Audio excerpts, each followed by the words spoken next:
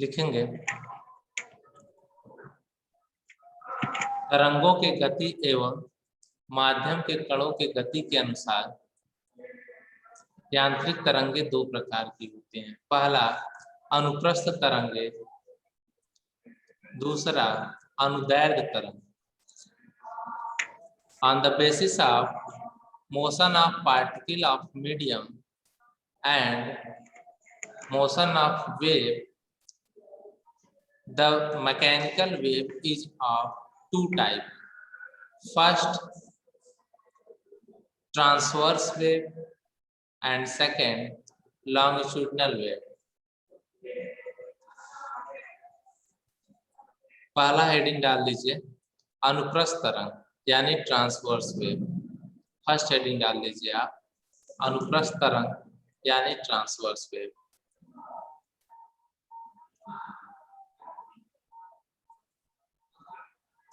लिखिए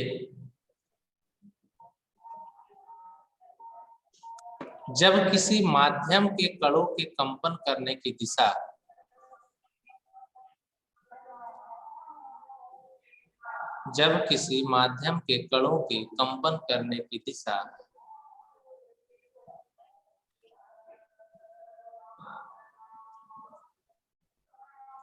तरंग संचरण की दिशा के लंबवत होती है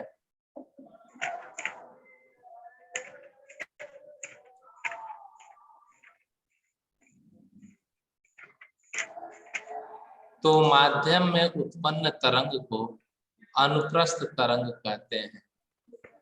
जब किसी माध्यम के कणों के कंपन करने की दिशा तरंग संचरण की दिशा के लंबवत होती है तो माध्यम में उत्पन्न तरंग को अनुप्रस्थ तरंग कहते हैं।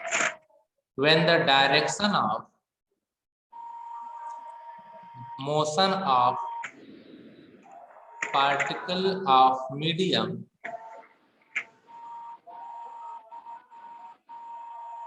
when the direction of motion of particle of medium is perpendicular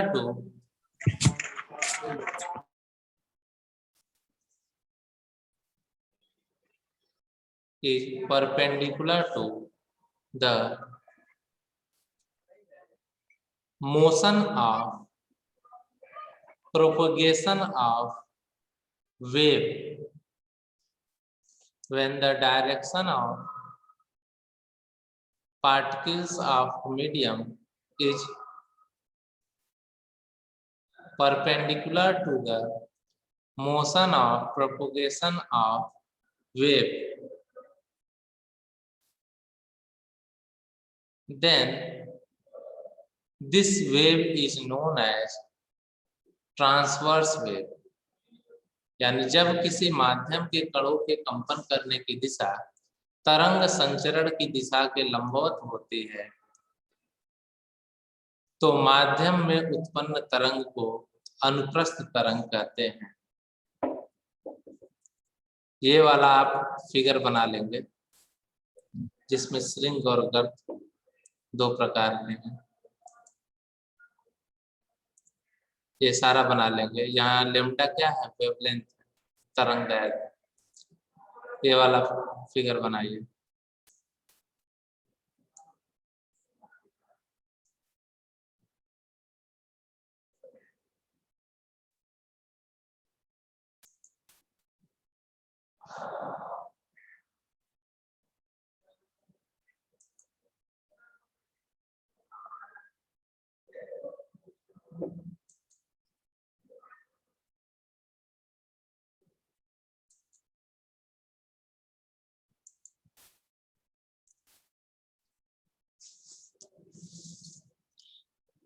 ये वाला फिगर बना लेंगे।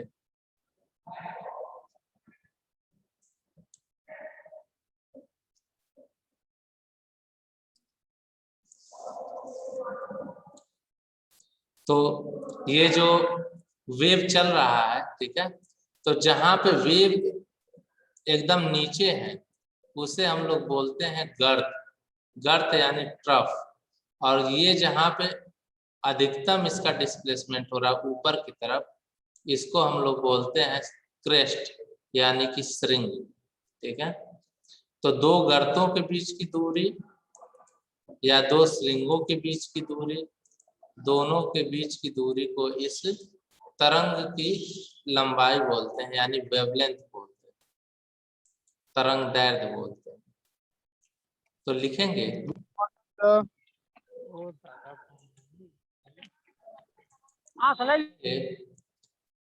अनुप्रस्थ तरंग में ऊपर की ओर अधिकतम विस्थापन की स्थिति को श्रिंग, the maximum displacement in the upper side of the transverse wave, the maximum displacement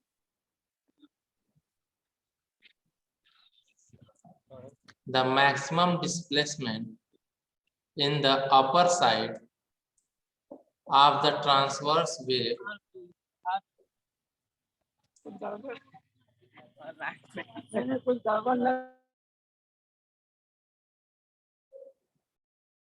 is known as crest। अनुप्रस्थ तरंग में ऊपर की ओर अधिकतम विस्थापन की स्थिति को श्रिंग तथा नीचे की ओर अधिकतम विस्थापन की स्थिति को गर्त कहते हैं, और नीचे की ओर अधिकतम विस्थापन की स्थिति को गर्त कहते हैं। And the maximum displacement in the lower side is known as trough, TROUGH, trough.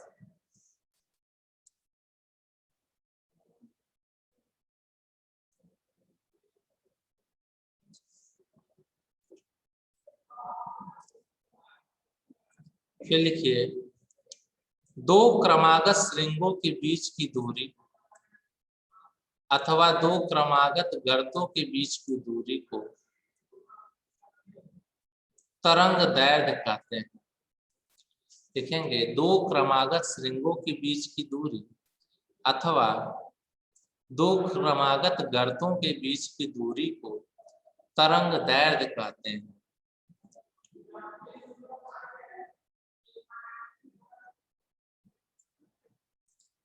The distance between two consecutive, लिखेंगे the distance between two consecutive crest or the distance between two consecutive trough, क्या लिखेंगे the distance between two consecutive crest or the distance between two consecutive trough is known as wavelength। दो क्रमागत श्रृंगों के बीच की दूरी अथवा दो क्रमागत गर्तों के बीच की दूरी को तरंग दैर्ध्य कहते हैं। लिखेंगे इसे ग्रीक अक्षर लैम्डा से व्यक्त करते हैं। It is denoted by the Greek letter lambda.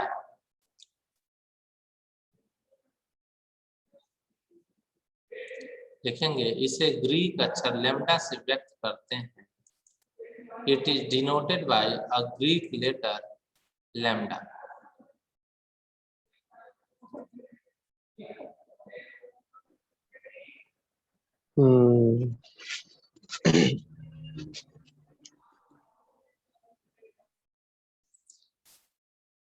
Second heading डालेंगे अनुदैर्घ्य तरंग, लॉन्गिट्यूडनल वेव।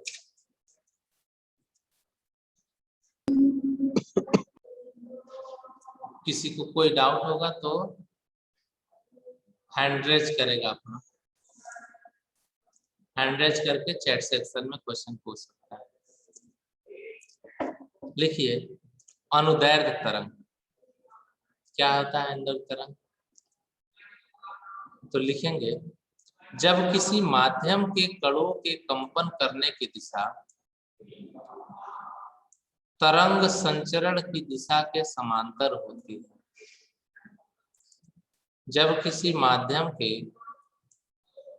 कणों के कंपन करने की दिशा तरंग संचरण की दिशा के समांतर होती है। When the direction of particle of medium when the direction of particles of medium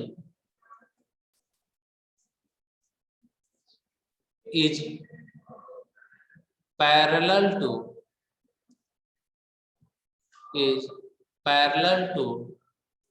the direction of propagation of wave.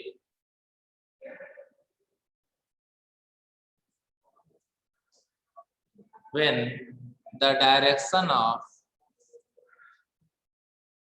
motion of particle of medium is parallel to the direction of propagation of wave,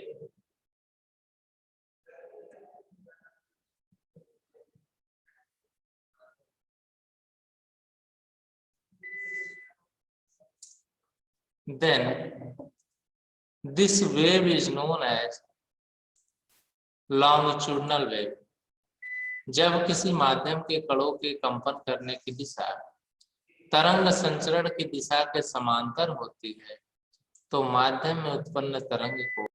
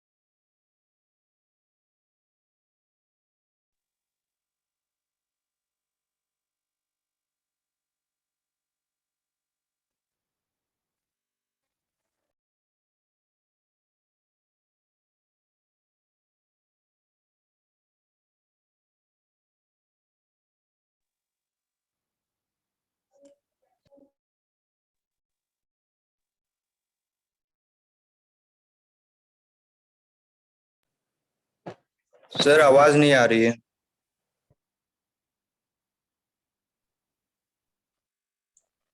ठीक है, अब आ रही आवाज?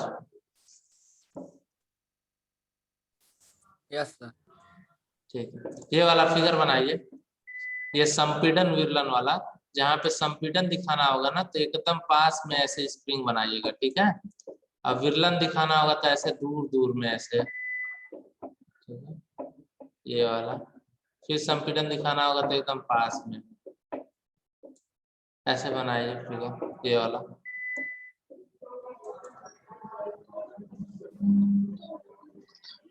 और साथ में ये figure बना लीजिए, ये संपीड़न है और ये विरलन। संपीड़न विरलन संपीड़न, और दो संपीड़न के बीच की दूरी ये आपकी वेवलेंथ है। या इसके आगे दो विरलन भी रहता ना तो दो विरलन के बीच की भी दूरी क्या हो जाती है, वेवलेंथ हो जाती तरंग। ये दोनों फिगर बना लीजिए इसमें।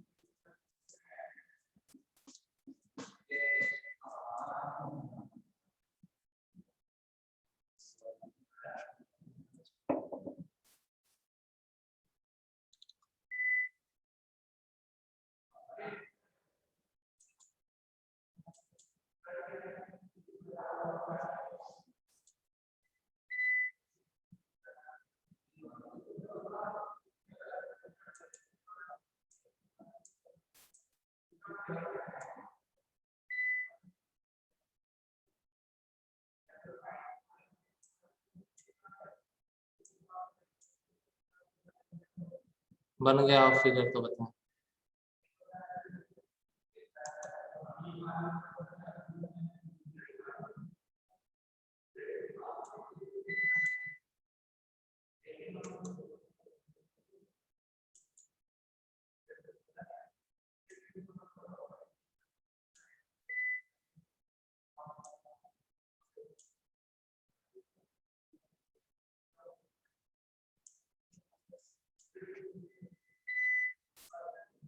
ठीक है, नेक्स्ट हेडिंग डालिए, some definition related to wave, तरंग संबंधित कुछ परिभाषाएं। देखिए, तरंग संबंधित कुछ परिभाषाएं, some definition related to wave.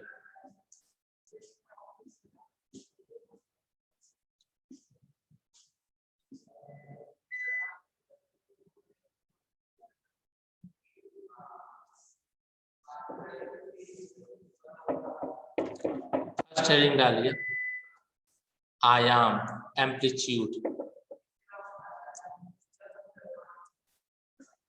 देखिए, आयाम, amplitude,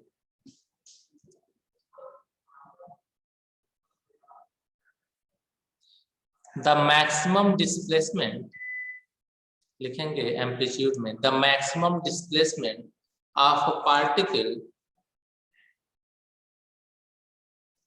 in medium,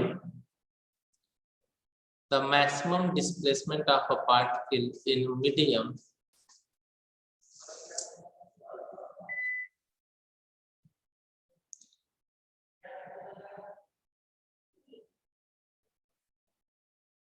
on the both side of its equilibrium state. The maximum displacement of a particle in medium in both sides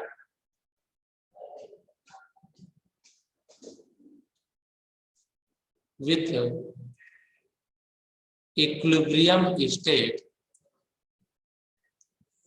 is known as amplitude. Is known as amplitude. यानी हिंदी में लिखेंगे, सामने दिख भी रहा होगा, माध्यम का कोई भी कण अपने सामने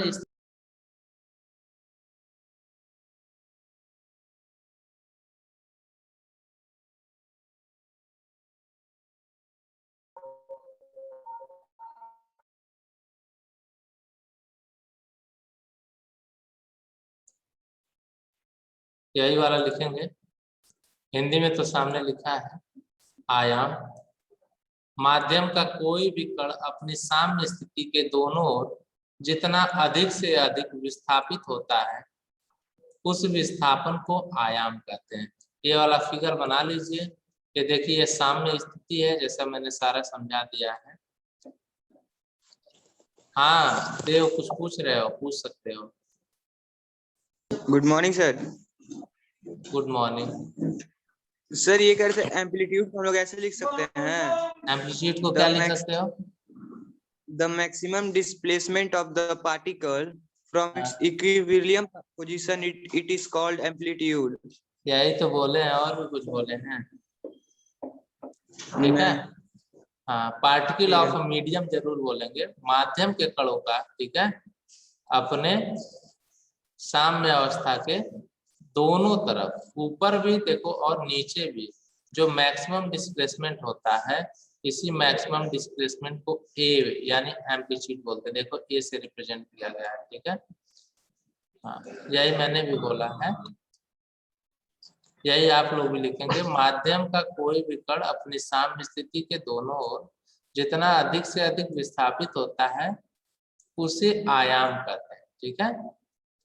ये वाला फिगर बनाएंगे और यही एम्पलीट्यूड है, ये वाला, ये जो है ये एम्पलीट्यूड है, आयाम।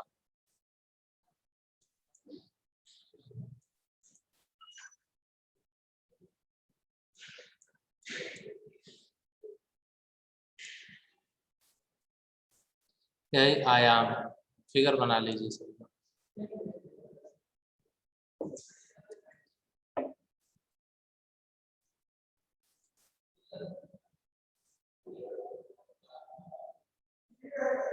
नेक्स्ट हेडिंग डालिए,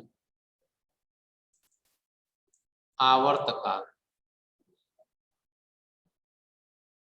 टाइम पीरियड, हेडिंग डालिए।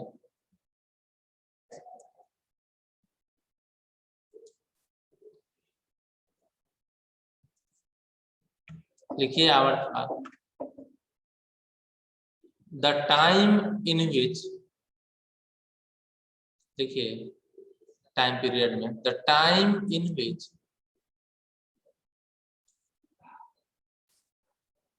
the particle of medium, the time in which the particle of medium complete its one oscillation, the time in which the particle of medium completes its one oscillation is known as time period। माध्यम का कोई भी कण जितने समय में एक कंपन पूरा करता है उस समय को आवर्तकाल कहते हैं। लिखेंगे it is denoted bye T, capital T, इसे कैपिटल टी से प्रदर्शित करते हैं।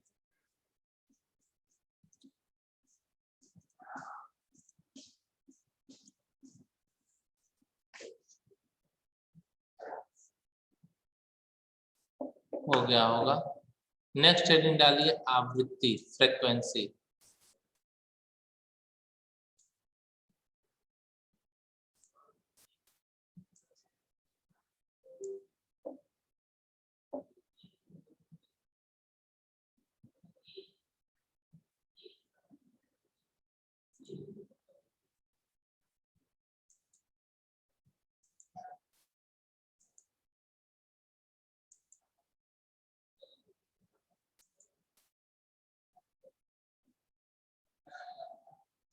देखिए आवृत्ति में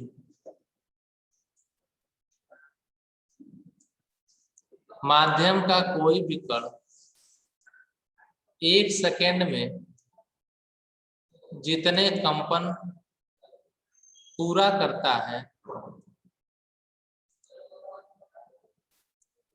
आवृत्ति कहलाता है। माध्यम का कोई कण 1 सेकेंड में जितने कंपन पूरा करता है आवृत्ति कहलाता है। The number of oscillation completed by the particle of medium, the number of oscillation completed by particle of medium in 1 second is known as frequency।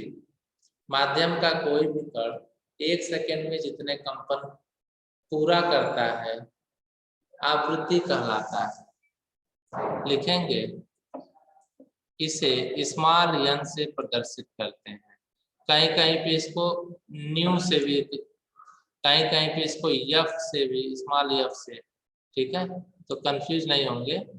कहीं पे इसको न्यू से रिप्रेजेंट करते हैं, कहीं पे इसको स्मॉल एफ से, और कहीं कहीं पे केवल स्मॉल एन से रिप्रेजेंट करते हैं, ठीक है। तो ये तीनों आप याद रखेंगे, है तीनों एक ही चीज, आवृत्ति ही, ठीक है। वो आवृत्ति क्या है, तो माध्यम का कोई भी कण जो 1 सेकेंड में जितने भी ऑसिलेशन कंप्लीट करता है। हाँ सालू शर्मा कुछ बोल रही हो? सर हाँ बोलो।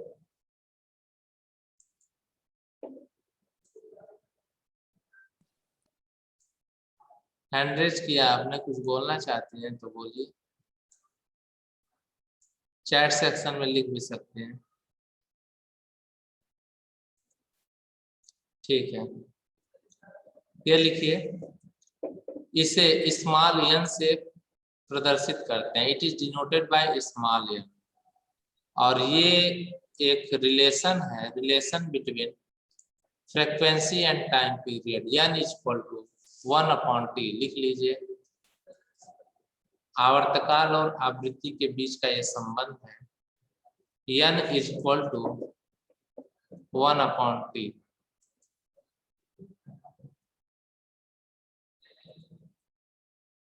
लिखेंगे इसका मात्रक पर सेकेंड, केवल पर और सेकेंड, ठीक है, 1/सेकेंड बोलेंगे, या हर्ज होता है। हर्ज लिख लेंगे, HRTZ हर्ज। माउस उतना अच्छा नहीं लिख पाता है। लिखेंगे इसका मात्रक, ये बस प्रति सेकेंड ही है, ठीक है, ये इसका मात्रक प्रति सेकेंड ही है। ये नहीं सोचेंगे मीटर पर सेकेंड, नहीं, बस प्रति सेकेंड या हर्ज होता है, ठीक है। इट्स यूनिट इज पर सेकेंड आर हर्ज, HRTZ लिख लेंगे।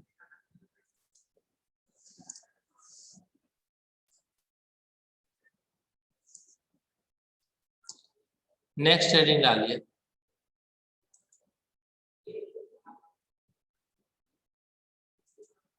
फेज यानी कला। लिखेंगे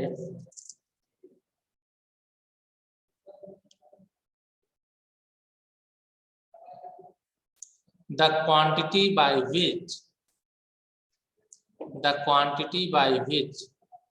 हिंदी में ही लिख लेंगे सीधे सीधे, इंग्लिश में लिखिए, the quantity by which we know the position and direction of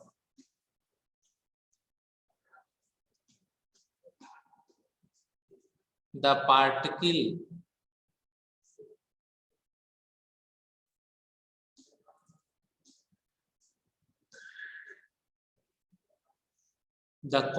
by which we know the position and direction of the particle performing oscillation is known as phase, PHASE phase, ठीक है। कंपन करते हुए किसी कण की किसी क्षण स्थिति व गति की दिशा का ज्ञान जिस राशि से होता है उसे कला कहते हैं।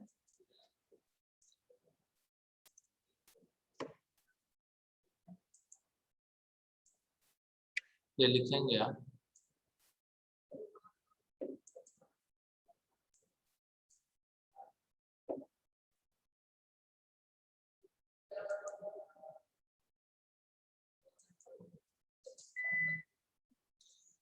कंपन करते हुए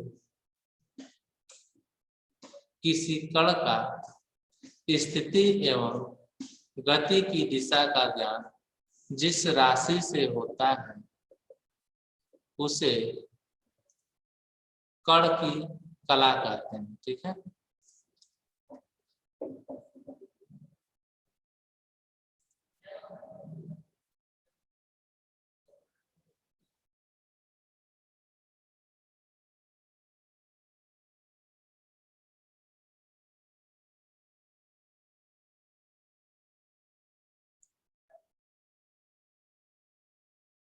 बना लेंगे आप वो वाला फिगर जो आप हमेशा बनाते हैं, ये फिगर बना करके आप दिखा भी सकते हैं।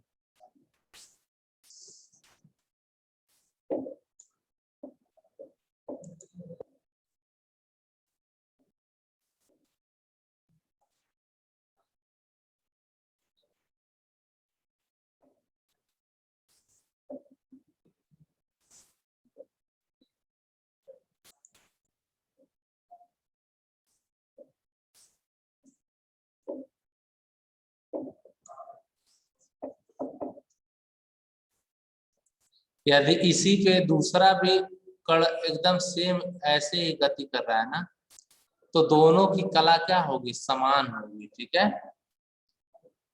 फिगर से चाहे तो आप ऐसे बना करके दिखा सकते हैं। ये दोनों की कला समान होगी।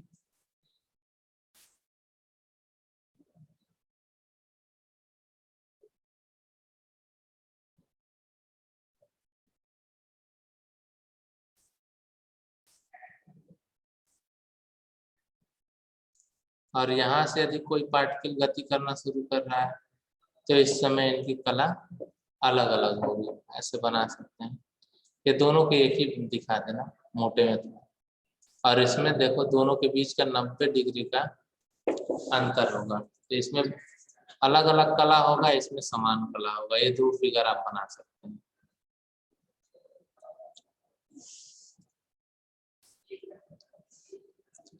मेरे ख्याल से मैंने वेवलेंथ की परिभाषा लिखवा दी है तरंगदैर्घ्य की। फिर से लिखवाने लायक कुछ नहीं है, लिखने लायक इसमें केवल ये है।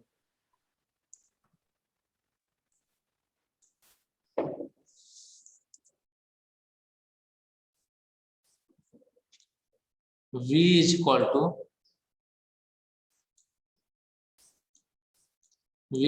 To n lambda. ये आप लिख लेंगे, V is equal to n lambda. Relation between wave velocity and, वो आगे तो लिखवाएंगे, ठीक है। तो तरंगदैर्घ्य वैसे मैंने बताया है, लिखवाया भी है, ठीक है। दो सुरंगों अथवा दो गर्तों के बीच की दूरी तरंगदैर्घ्य कहलाती है, ठीक है। समय आपका समाप्त होने वाला है, ठीक है। थोड़ा समय बचा है। यदि sir relation between wave and relation between wave velocity and frequency, ठीक है। जी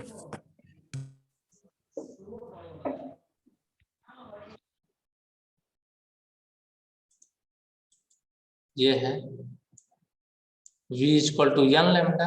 आगे मैं यहाँ पे बताऊंगा। देखो तरंग गति बराबर होता है n लैम्डा। ये लिख लेंगे या लिख ही लो, यहीं पे लिख लो, ठीक है। तरंग गति बराबर आवृत्ति गुणे तरंग दैर्घ्य, v equal to n lambda या lambda equal to v into T, v multiply bye